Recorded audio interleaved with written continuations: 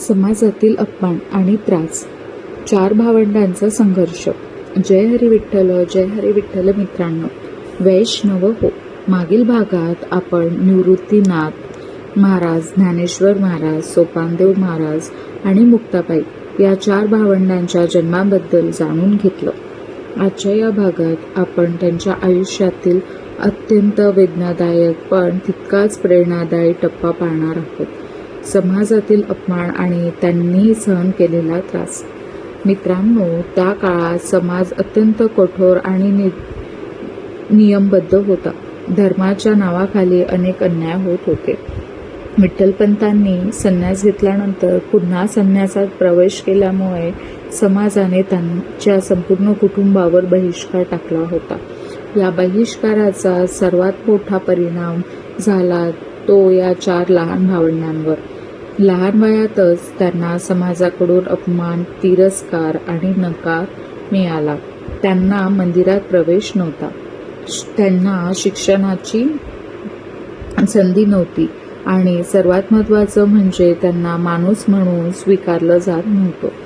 मित्रांनो, कल्पना करा, एवढ्या लहान वयात जर कोणाला असं वागवलं गेलं तर ते खचून जातील. पण ही चारही भावंड वेगळी होती. निवृत्तीनाथ महाराज शांतपणे सगळं पाहत होते. त्यांना आपल्या मनात वैराग्य आणि स्थैर्य ठेवून भावंडांना आधार दिला. ज्ञानेश्वर महाराजांनी या अन्यायाला द्वेषाने नाही तर समजुतीने पाहिलं. त्यांनी विचार केला, समाज चुकीचा आहे पण त्याला बदलण्याची गरज आहे. सोपानदेव महाराज आणि मुक्ताबाई यांनी या सगळ्या परिस्थितीत आपली श्रद्धा आणि प्रेम कायम ठेवलं. मित्रांनो, समाजाने त्यांना जरी दूर ठेवलं पण समाजाला दूर ठेवलं नाही. त्यांनी कधीही बदला घेण्याचा विचार केला नाही. त्यांनी फक्त प्रेम, सहनशीलता आणि ज्ञानाचा मार्ग निवडला. या सगळ्या त्रासांमुळे त्यांच्या मनात एक मोठा प्रश्न निर्माण झाला. धर्माचा खरा अर्थ काय आहे? माणसांमध्ये असा भेदभाव का? याच प्रश्नांची पुढे त्यांच्या कार्याला दिशा दिली.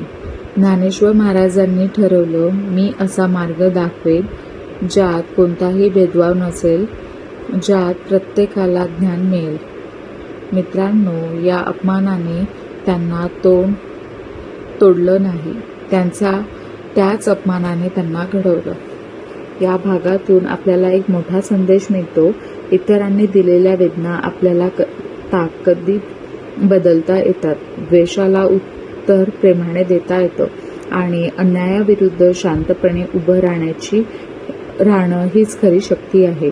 मित्रांनो, ही कथा आहे सहनशीलतेची, संयमाची आणि आतल्या शक्तीची. पुढच्या भागात आपण पाहणार आहोत की या भावंडांनी समाजाला उत्तर देण्यासाठी कोणती पावलं उचलली आणि त्यांच्या जीवनातच गुरुचं महत्त्व कसं वाढलं. तोपर्यंत विठ्ठलाचं नाम घ्या, मन शांत ठेवा. जय हरी विठ्ठल मित्रांनो.